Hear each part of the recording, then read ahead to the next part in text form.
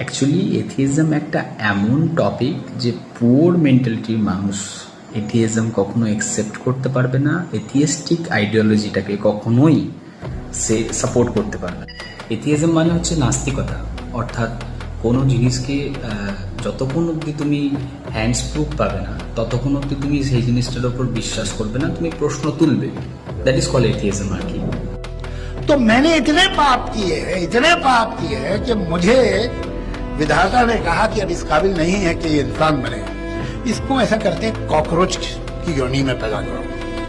ठीक है साहब, मैं कॉकरोच पैदा हो गया।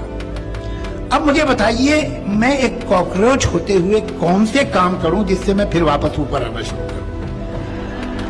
How to be a good cockroach. আর পলিটিক্স আর ধর্ম যখন এক হয়ে যায় তখন দেশে এরকম ধরনের ইউথ হয়।